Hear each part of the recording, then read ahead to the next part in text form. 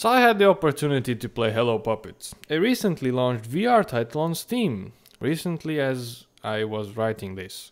I did play it on a Valve Index, just so you know where I am basing my experience off of. I did receive the key for free from the developers, so many thanks, I love you. But that will not have any effect on my judgment. Now, while playing this, I didn't know this, but the game came out in December 2019 on the Oculus, so I might be a tad bit late for this. But hey. Now, firstly I'm going to touch on the story a little bit, so spoilers ahead. If you're not interested, feel free to skip ahead for the pros, cons and general overview. The story is fairly simple. Right at the start of the game, you're told to go explore and take pictures of a burned down puppet film studio for college paper, because a lot of people went missing there and no one ever came back. They never gave me a camera though. If you ever happen to forget about this vital piece of information, no need to worry, as it will be told to you every time you boot up the game. Not long after, you meet Mortimer. He makes you choose a puppet, which is named Scout, conveniently, and of course you believe and trust him. I mean, who wouldn't trust a talking puppet whose master seems not alive? After you make your pick, he does some voodoo hocus pocus to bind you and Scout together. Apparently, it fails and you regain control of your body. Scout is surprised and she should be the one who is in control, and that previously she failed twice already. So the only option is to run and escape. You go through a series of tests and puzzles to prove that Scout, or the puppet, are in control to help Morty take over the world. Oh, yeah, about that. I don't have time to explain everything to you, but basically you're in a decommissioned soundstage filled with murderous sentient puppets from a cancelled children's TV show who were brought to life by an evil voodoo spell, and now they want to drain your life force in order to sustain themselves so they can bring their cancelled show back to life and take over the world. Throughout the game there are scattered audio tape players giving you more information about the lore, what's what, and where, and who. Do you know what that is? Oh, that's the science chick.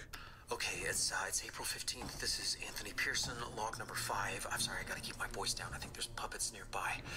Near the end you stumble upon a tea party. Sadly, you won't enjoy much of the tea because of Morty's and Riley's arguing. I will not calm down. They are my property. Mine! If you won't handle this, I'll rip out their spines! Shut it up! Cease that filth, Riley! We're at tea! During your journey, Morty helps you a few times, and in this instance, it will be no different. He accidentally smacked the control board to you, so you can shut off the power and escape. Right after that, you enter a maze-like underground hallway structure. I say maze-like because it's not really a maze, just multiple corridors connected together to go through. You will find arrows pointing to a direction to which Scout will respond this way or that's the wrong way. Oh, and the whole time the messed up doggo is supposedly hunting you down. What the fuck? Oh, only one door can be open at a time.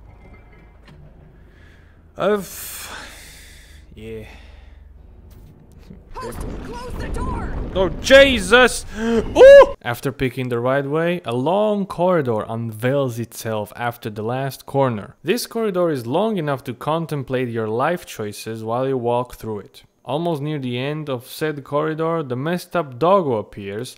What a surprise. Where you came from, so you must hurry and close the door. You almost succeed, but something gets stuck in the mechanism and Scout offers herself to free the gears. Stick her in, and when you pull her out, her arm gets ripped off in the process. You continue pressing forward as Scout is slowly dying. There is a light at the end of the tunnel, and as you move closer, Scout starts talking about what will happen. How will both of you handle it if you get out? Before you realize, she dies, and after a while your vision fades to white and credits start rolling. When they're done, you're back to where the game started. Now with the story briefly touched upon, hopefully I didn't do a miserable job, let's move on to the good and the bad things. During my gameplay I've experienced happiness, grief, anger, sadness and disappointment. Not specifically in that order. First of all, I wouldn't call this a game, it's more of a experience or proof of concept. Let's start off with the bad things. Unfortunately, you're stuck at the walking speed of a grandma with both of her feet broken.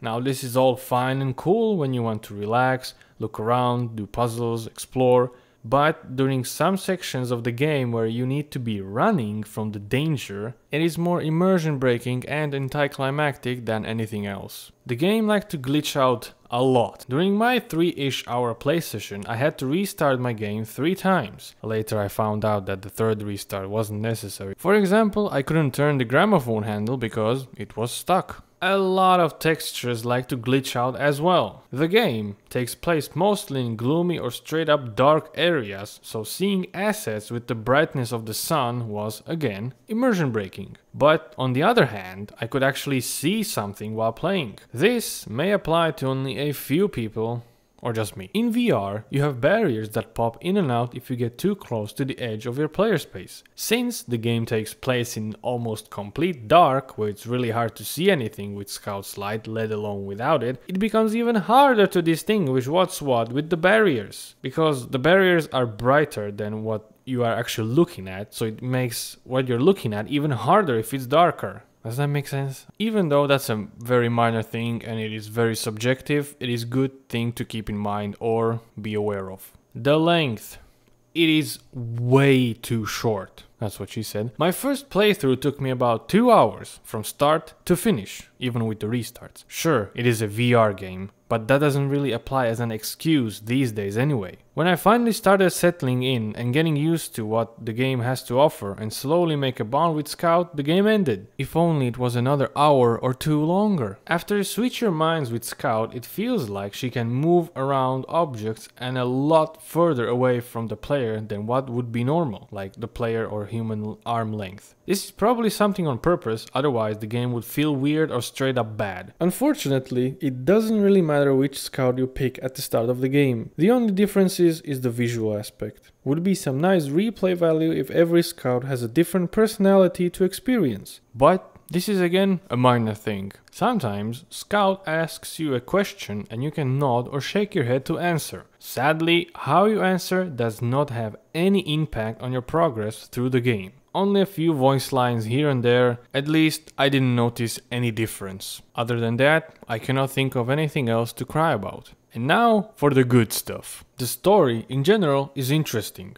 The whole concept of soul-sucking puppets attached to your arm by some voodoo magic. And you know, the whole co-op experience where your co-op partner is an NPC. I absolutely loved the personality of Scout and I almost instantly fell in love with her as a character, you pervert. But alas, that bond was severed in a not too far away ending of the game where, spoilers, she dies or takes control over your body to help take over the world.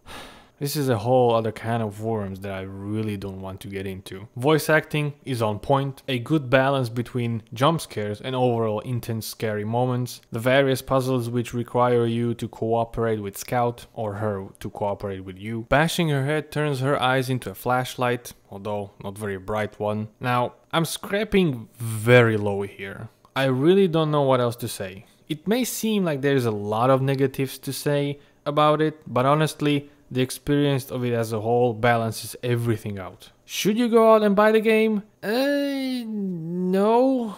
Sorry, I just can't.